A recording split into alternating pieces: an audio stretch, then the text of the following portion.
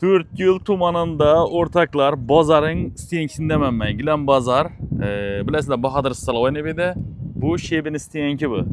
Şebin isteyenkinin şu durdaki magazin satıp koyduk yine karangla. Selamun aleyküm, yaxshimisiz? Siz. Bu messi, zor messi köp adam sıra satıp aladı da bunu biznes kılaman, dükkan açaman deyirler. Karangla isteyen yerlaringizdan girip kelasizlar.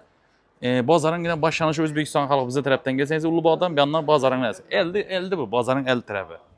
Mebel xataran Bahadır Salavay. Şu magazini az mebel olup tuttu bir satıp tuttular.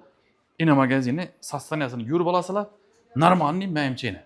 Biraz mebel bilen dolup turttu. Neçe kvadrat, neçe ekanini bilmayman. Fakat size ekrandaki nomere telefon kılıp şunu alasılar mesela ma'lumotni. Men srochniy video qilib ketib borayotirman. Videonun telefon nomeri odimda turadi. Yozib qo'yaman. Alinglar, hazat foydalaninglar. Hozircha buni 44.900 dollar aytib o'tiribdilar buni. Taxminan aytilish puli bu. Xohlasang 30.000 aling, xohlasang 25.000 aling. Halolingiz bo'lsin, egasi bilan kelishasizlar lekin.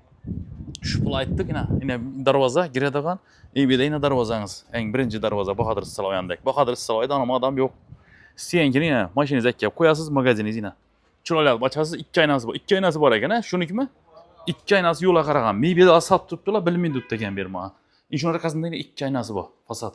Necha metr ekanini bilmayman, ibandan mebel turibdi.